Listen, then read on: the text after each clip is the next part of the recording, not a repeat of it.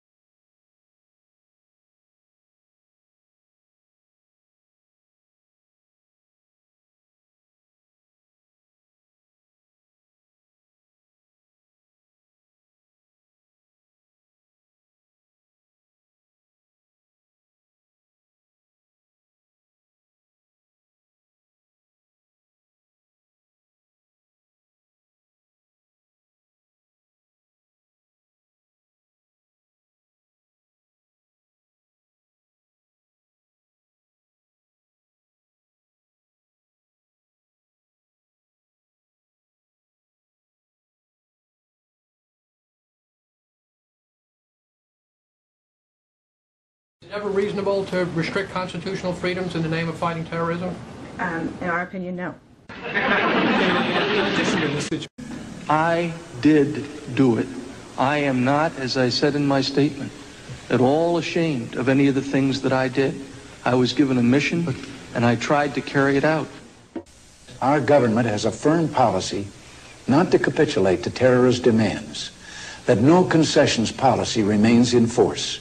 In spite of the wildly speculative and false stories about arms for hostages and alleged ransom payments, we did not, repeat, did not trade weapons or anything else for hostages. Some of the profits had been illegally diverted to support the Contras, a guerrilla force organized by the CIA fighting the Nicaraguan government. The Reagan administration had a major scandal on its hands. What has been going on that had been kept from me in various covert operations? Did they deceive you? You didn't answer whether Poindexter and North deceived you. We had weapons being sold by the Pentagon under the Economy Act to the CIA, and the CIA selling them to a third party or an agent, in the case of General Secord, who would then complete the transactions. I'm just trying to find out where the authorities were coming from to do these activities. I mean, clearly there was no congressional oversight over this because it was kept totally hidden from the Congress.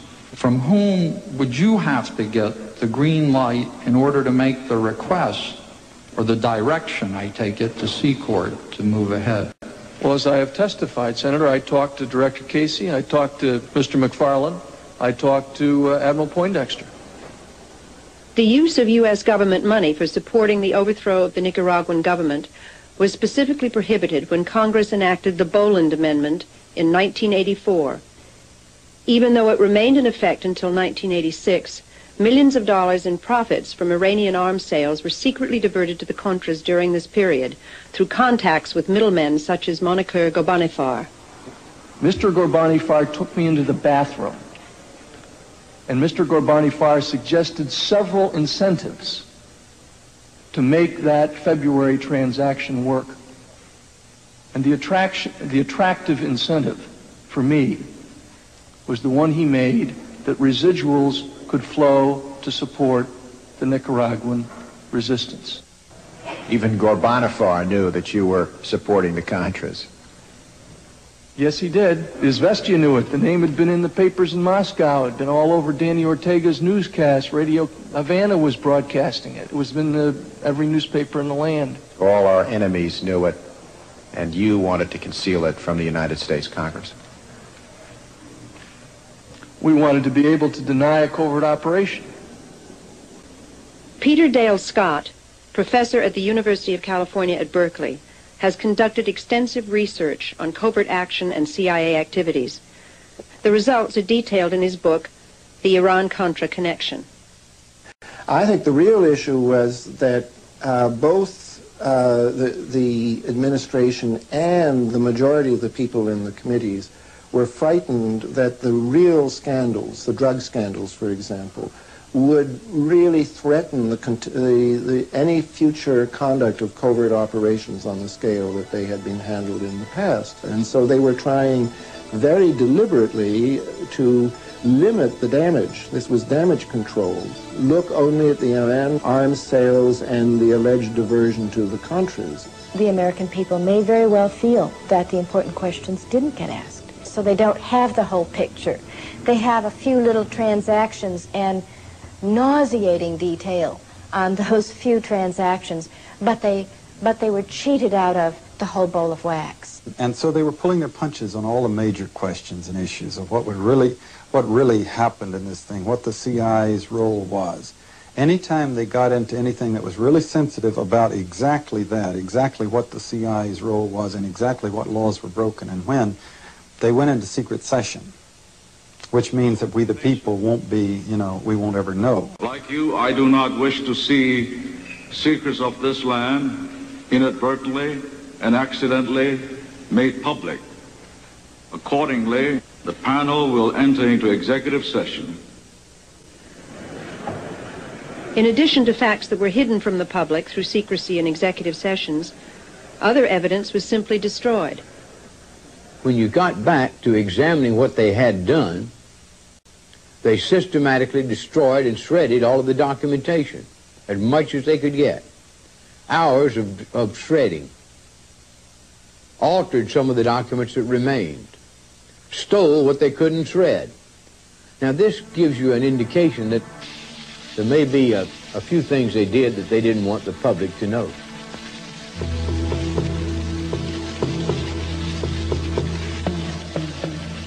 I shredded. I was never told not to shred. I shredded because I thought it was the right thing to do.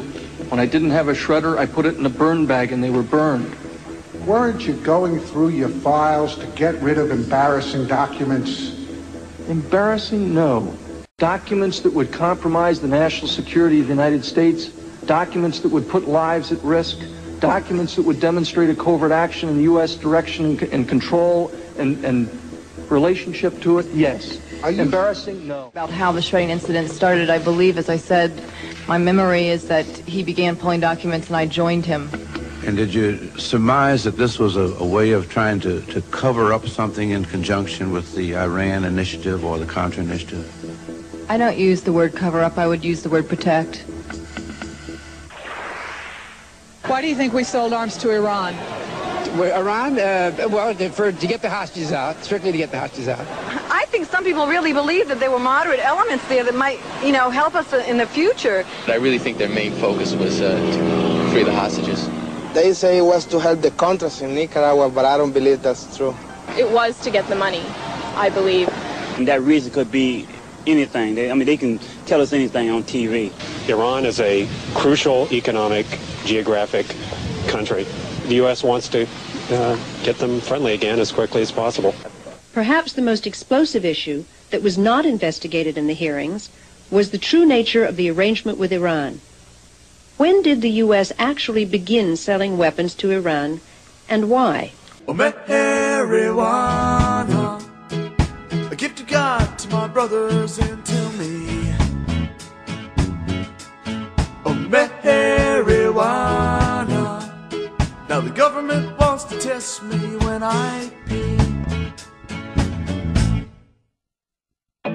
Some said a conspiracy of the petrochemical and pulp paper industries combined in a crazy plot to kill the competition. Government government hysteria, conflict of interest, and monopoly with total impunity. Yeah, so if you don't buy the conspiracy, just think about the reality that your tax dollars cool. Spray poison on the fields of a farmer in South America, and as an added bonus, you don't know who gets to smoke that poison pot. It could be somebody that you even like. Oh, marijuana, the gift of God to my brothers and to me. Oh, marijuana, now the government wants to test me when I pee. Oh, marijuana, you can't legislate your own morality. Oh, marijuana, now the government wants to test me